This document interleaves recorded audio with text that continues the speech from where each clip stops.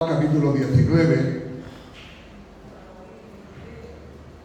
y versículo 17 hacia adelante. La exposición de esta tarde es recordarle a ustedes que hay un camino marcado y trazado y que todo cristiano deberíamos de llevar en pos de ese camino y en esa visión. Hoy, a través de la Biblia, encontraremos algo que nos puede hacer recapacitar y hacernos entender el propósito de estar en esta tierra.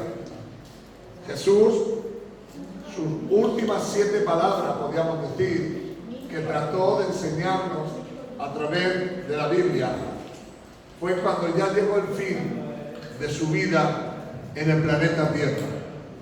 Iba a volver de nuevo a su Padre, de donde había venido. Iba de nuevo a tener relación íntima de tú a tú con el Dios del cielo. Pero eso le costaría primero tener que morir en una cruz y ser maltratado por causa del Evangelio de Dios. Dice en el capítulo 19 y versículo 17: y él, cargando su cruz, salió al lugar llamado la Calavera, en hebreo el Gólgota. Allí le crucificaron con el otros 2, uno a cada lado y Jesús en medio. Y escribieron también Pilatos un título que puso sobre su cruz, el cual decía: Jesús de Nazaret, Rey de los judíos. En la última hora de su vida, un escrito que ni siquiera pensó las consecuencias que con ello traería, le puso: Jesús de Nazaret, Rey de los judíos. Si seguís leyendo, insistieron a Jesús que eso no podía hacer, porque ellos solamente tenían a un rey, que era el César. Pero Pilatos dijo: lo que está escrito y no me voy a volver atrás. Así que dejó patente que Jesús era el Rey de los judíos, afirmado y escrito y encuñado, y lo puso para que todo aquel que se acercara a aquella cruz pudiera darse cuenta que el que estaba allí no era cualquier hombre, era el Rey de los judíos. Ese rey que por derecho legal le tocaba y por derecho legal tenía la cualidad de ser el Rey de Israel, el Rey todopoderoso, el que tiene poder para hacer y deshacer en el nombre de Jesús. Pero en esta tarde yo quiero que veáis que aunque aquello fue simplemente como un abortivo, como algo que pusieron allí por poner, pero tenía todo el sello de un rey y de un poderoso. A través de su escrito de aquí hacia adelante, encontramos pasajes donde nos van a enseñar que Jesús, cuando se iba a ir al Padre, puso todas las cosas y cada cosa en su lugar. Y creo que esto nos enseña a nosotros, que debemos de empezar a poner cada cosa en su lugar, porque el fin de todas las cosas se acerca.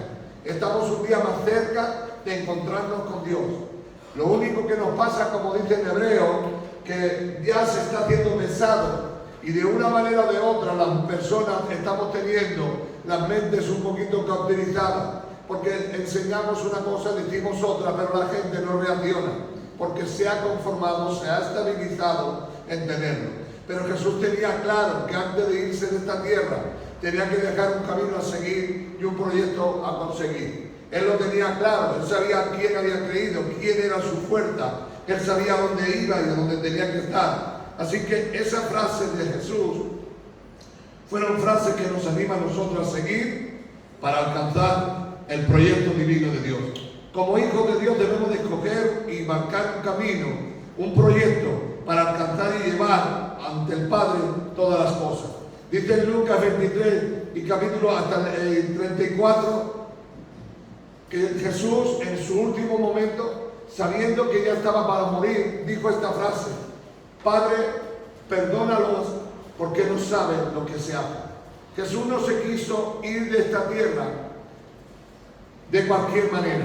Quería irse en paz con todos sus enemigos y con todas aquellas personas.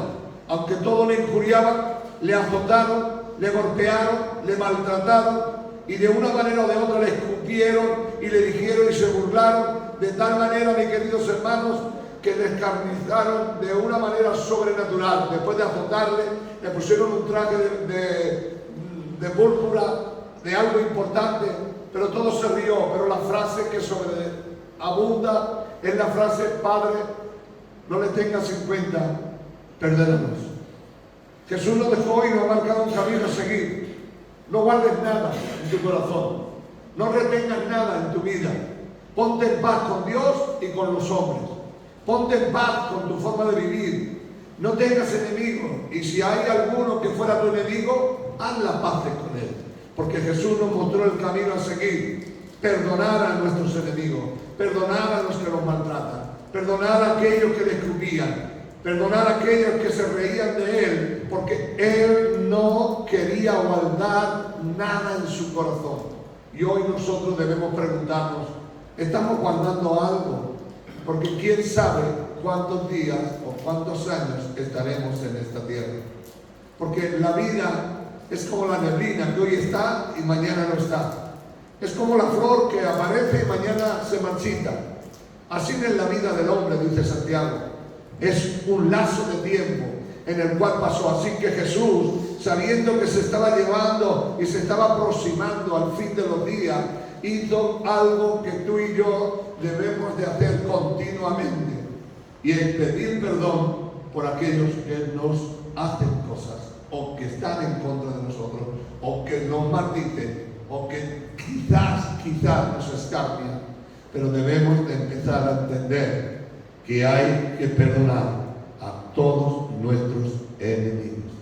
Jesús no quería irse al cielo lleno de cosas en su vida, diciendo: mira, me escupieron, me maltrataron. O sea, por si algunos lo ignoran, a Jesús lo dejaron completamente en cuero y lo clavaron así. No creáis que Jesús estaba con un bañador, no, estaba completamente como vino al mundo, y lo clavaron y todo el mundo se reía, vieron todo. Por eso él seguía diciendo la misma frase siempre: Padre, perdónanos, porque no saben lo que se hace. Porque si verdaderamente le entendieran todo lo que han hecho, no tendrían perdón. Pero sin embargo les pide por ellos que los perdonen, por aquellos que le injuriaban, por aquellos que se reían, o por aquellos que se burlaban, o por aquellos que le escupían. Solamente había una frase, y esta frase era: perdónanos, porque no saben lo que se hace.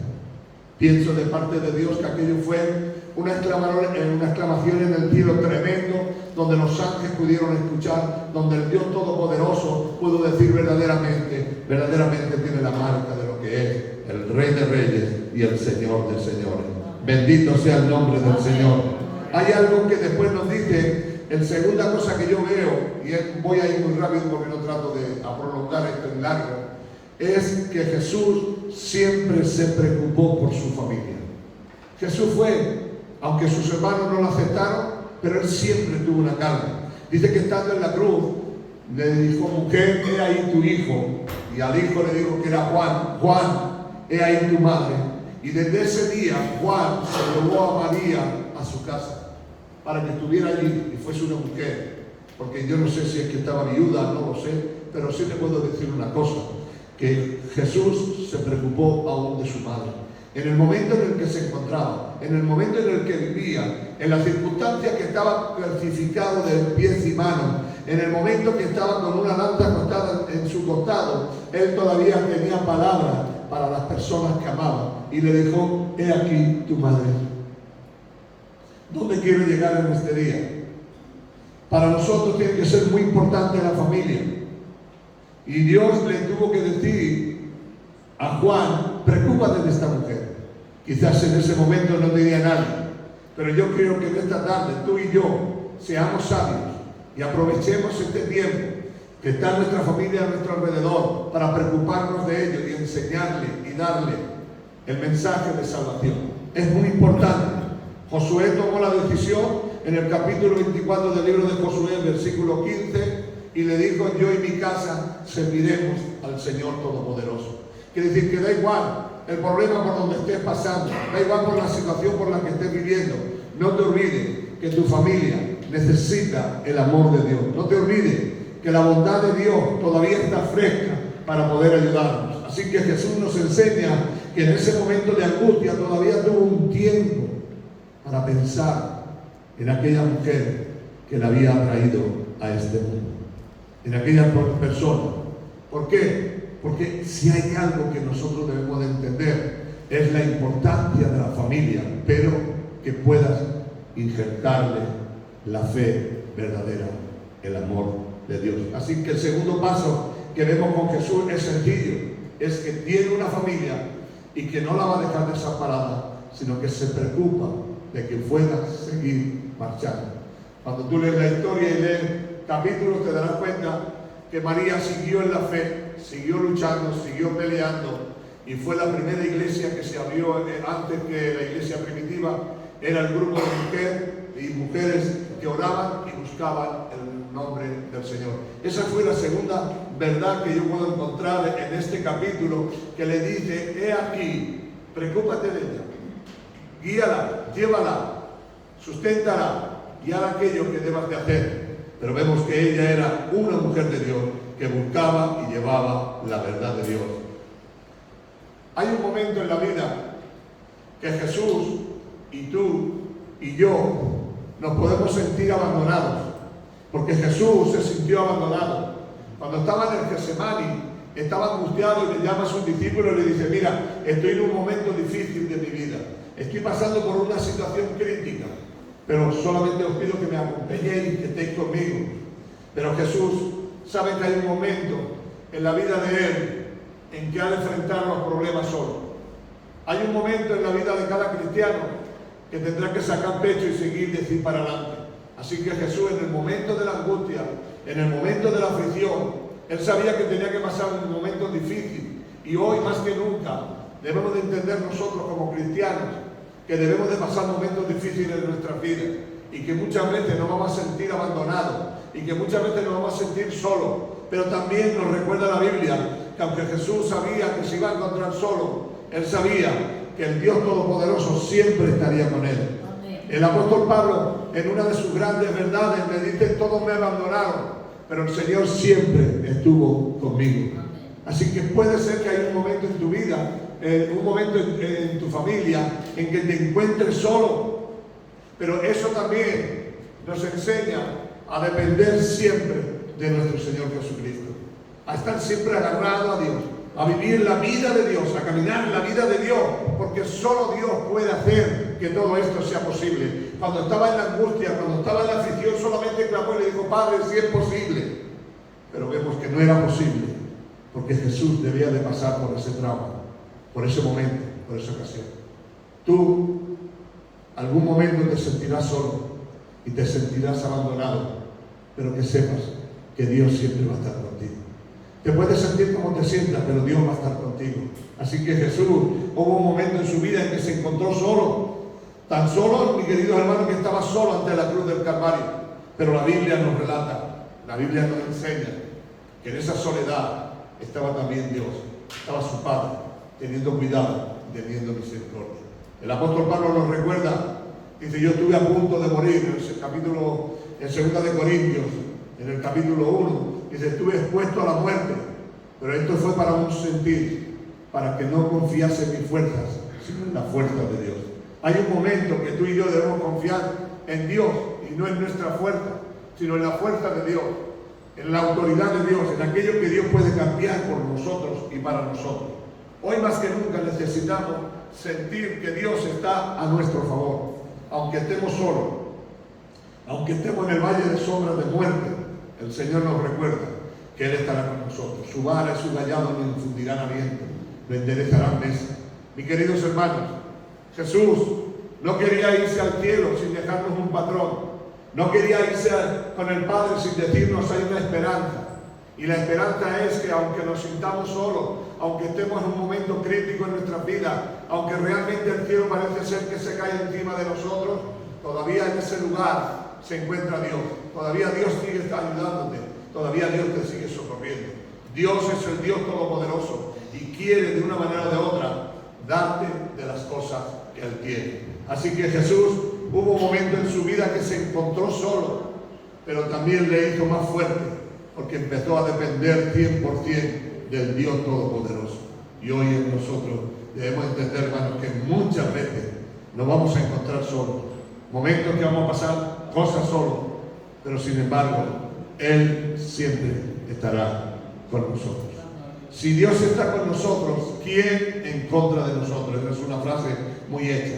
Otra de las cosas que nos muestra el Señor es que dice Jesús tuvo sed. ¿Os acordáis de esa frase? Jesús pidió agua. Pero hoy más que nunca nosotros deberemos de entender y comprender que aquella mujer samaritana que estaba cerca del pozo de Jacob, Jesús le dijo, si tú vivieras del agua que yo te doy, si tú fueras capaz de beber esta agua, tu vida saltaría para vida eterna. Y hoy más que nunca necesitamos beber del agua. El agua es Cristo y tenemos que volver de nuevo. Jesús le dijo, yo tengo sed. Aunque quisieron darle otras cosas, Jesús tenía sed de agua, porque nos está recordando Jesús algo muy sencillo. Porque muchas veces en este mundo, si nos apartamos y estamos un poco solos, vamos a tener sed, pero sed del Dios vivo, del Dios Todopoderoso. Así que clamó y dijo, tengo sed, quiero beber de nuevo del agua de mi Padre. De nuevo miré al cielo y estaré con Él por la eternidad.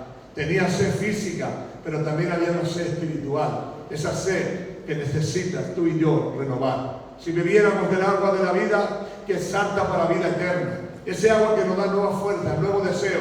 Capítulo 10 de Corintios nos recuerda que la roca que iba con ellos, la roca era Cristo, y bebían del agua de la roca, bebían de la fuente viva.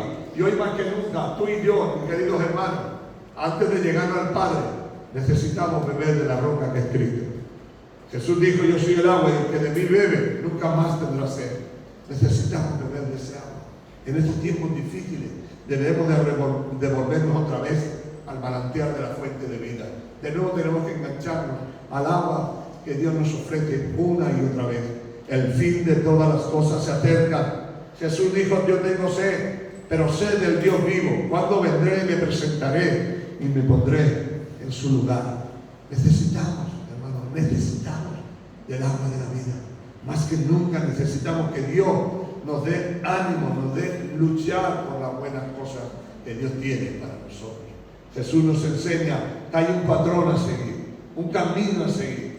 Hay un momento en nuestra vida que hasta que no tengamos sed no podremos beber. Porque el agua, para beber el agua tienes que tener sed, si no se te sale de la boca.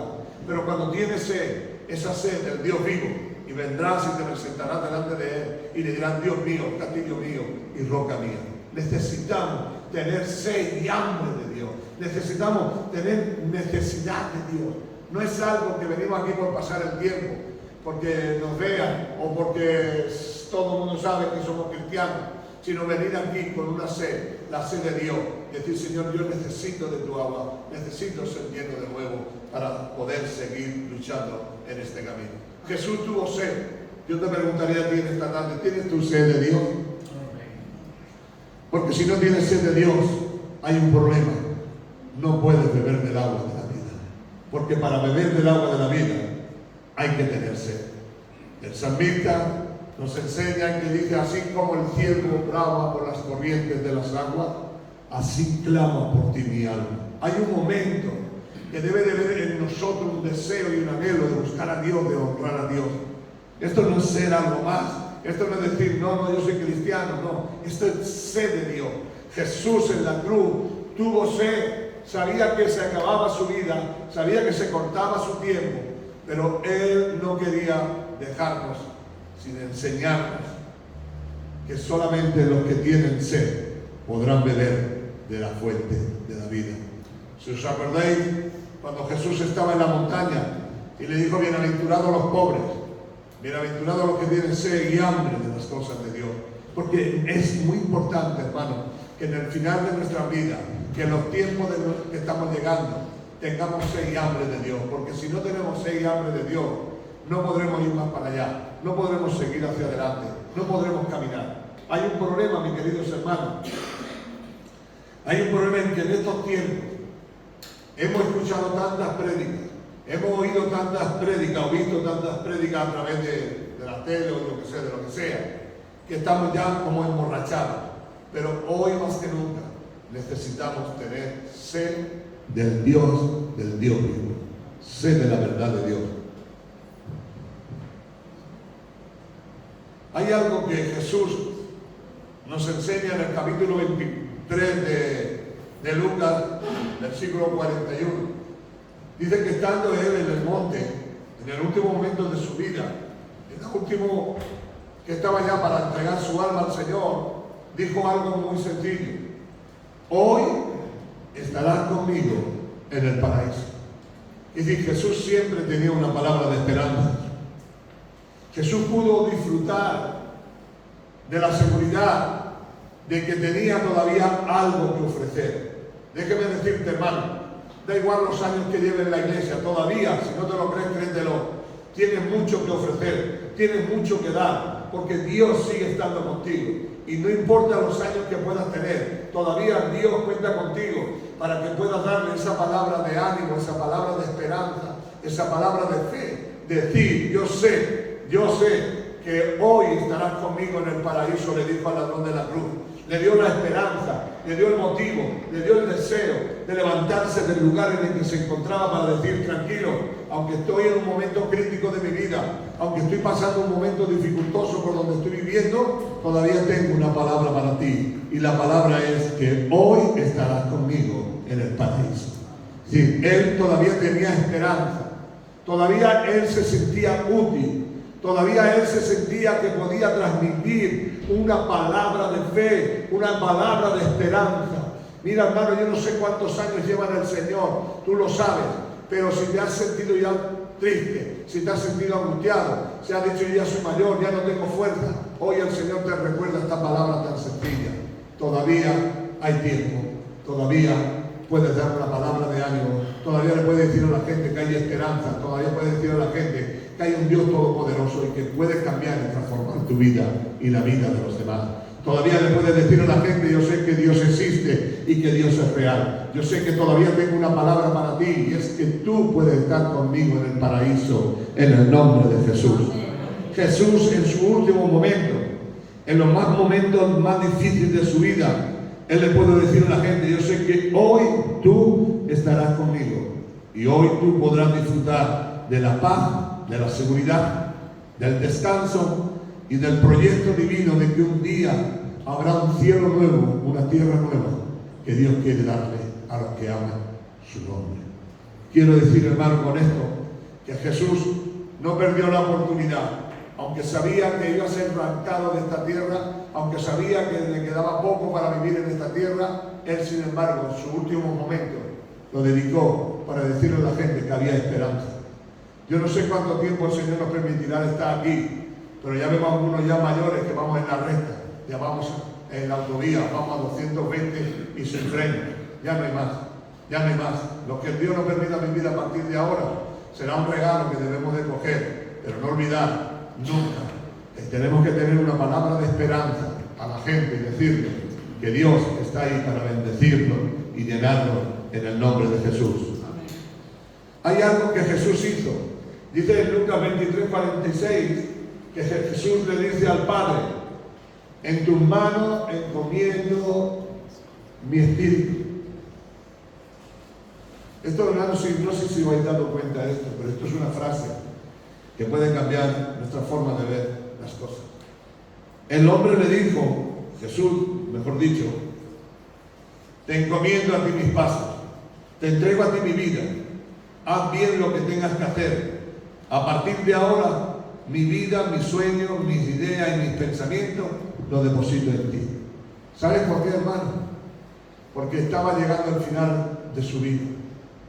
El apóstol Pablo nos recuerda en Timoteo: he corrido la batalla, he peleado la batalla, he peleado, he guardado la fe, he luchado, estaba firme en lo que creía. Jesús estaba firme en lo que creía.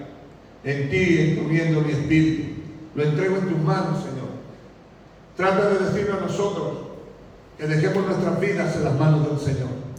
Él hará lo que tenga que hacer, pero lo importante es que cuando confiemos, lo tenemos que hacer de corazón. Confiar por completo en Dios. ¿Para qué queremos nosotros nuestras vidas? Hoy compartía con una persona que estaba allí y está diciendo: no, yo ahora solamente me dedico al ocio, me dedico a viajar, me dedico a esto.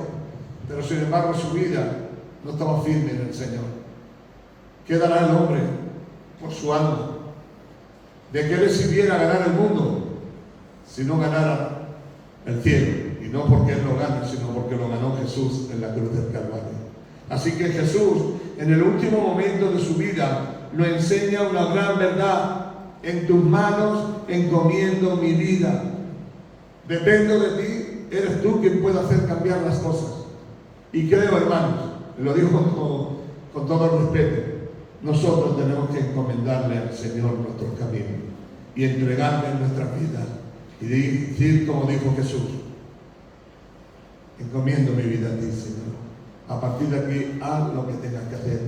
Te necesito más que nunca. Haz lo que tengas que hacer en mi vida. Creo que debemos de empezar a confiar en Dios por completo.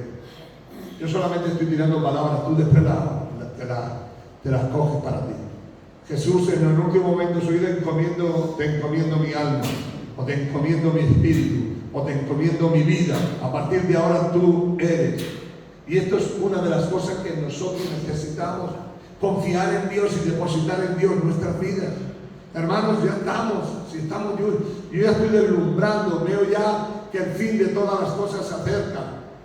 Creo que Dios nos está dando, cada día que amanecemos es un regalo de Dios, que lo aprovechemos, que estemos gozosos, que estemos alegres, pero que tengamos nuestras vidas confirmadas en Cristo Jesús, para que cuando Cristo venga, nos podamos ir con Él en el nombre de Jesús. En el nombre de Jesús.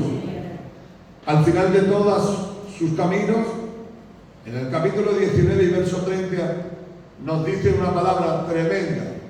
Jesús nos dice la palabra que cierra ese círculo de palabras para que nosotros entendamos de una manera o de otra.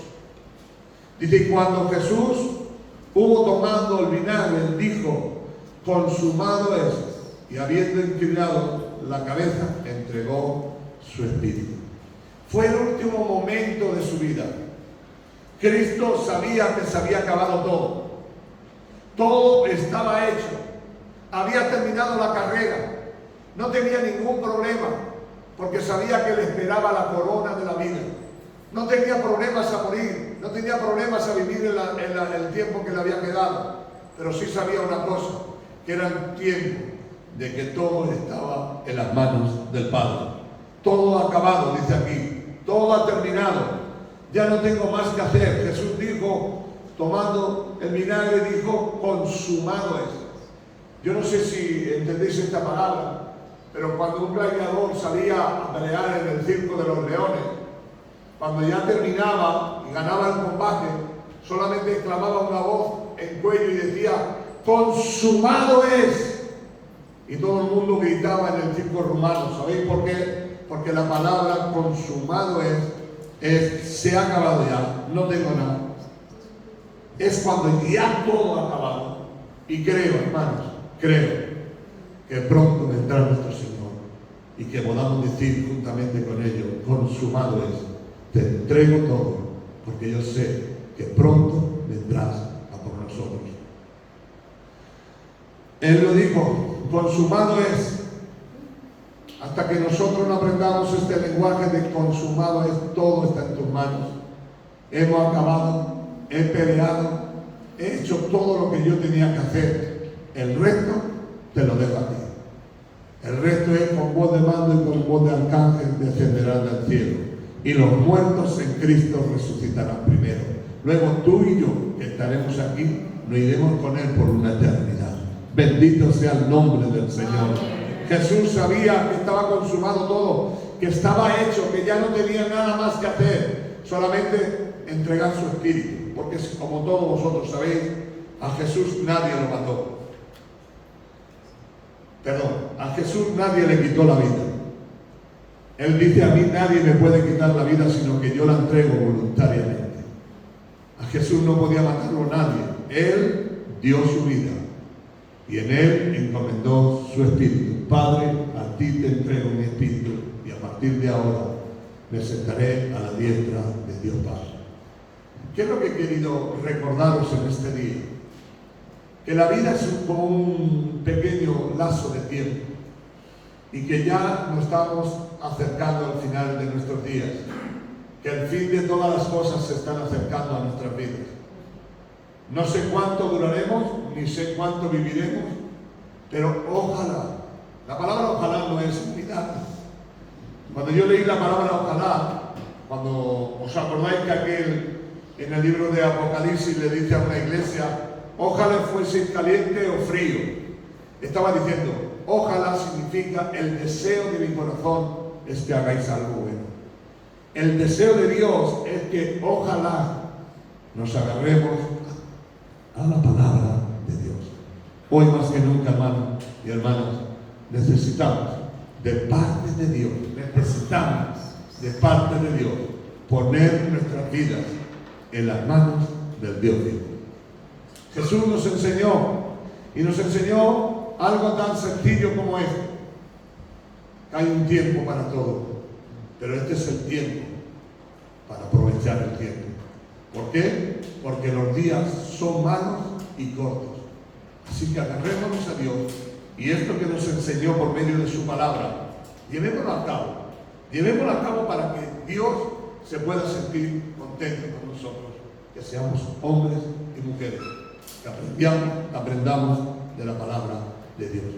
Creo que una de las cosas que en estos tiempos Dios me está mostrando es que no necesito preparar predicaciones, sino lo que sí necesito es enseñar la palabra de Dios.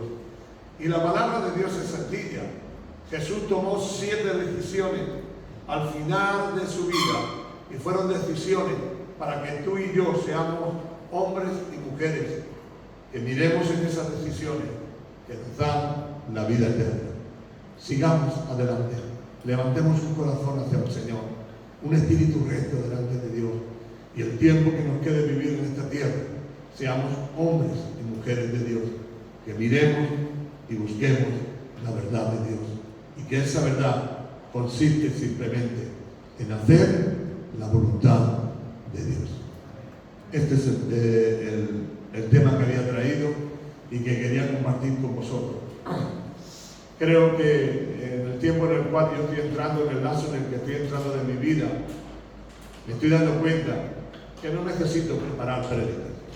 Creo que lo que necesito es predicar la palabra de Dios. Está aquí, vamos a mirar en ella, y ella tiene muchos mensajes para nosotros, porque son los hechos y las obras de nuestro Cristo. Sigámoslas, busquémoslas. Están ahí en la Biblia. La Biblia no es un libro para tenerlo en una estantería. La Biblia es para leerlo y ponerlo por obra. Si lo lees y no lo pones por obra, es igual que si estuviera en una estantería. No sirve para nada. Así que la palabra de Dios es para leerla y ponerla por obra en el nombre de Jesús. Acompáñenme, vamos a orar a Dios un momento. Padre, en el nombre de Jesús, te doy gracias por tu amor y tu misericordia. Señor, gracias por enseñarnos estas 7 verdades que tú dejaste en el final de tus días. Gracias porque tú no guardaste nada ni llevaste nada en tu corazón, sino que había un perdón hacia todas las cosas. Gracias, Señor, por ese perdón. Gracias porque tú te preocupaste de la familia, Señor, siempre para enseñarle la verdad y la justicia. Gracias porque tú eres el Dios Todopoderoso. Y en el nombre de Jesús te doy gloria y honra. Amén. Amén.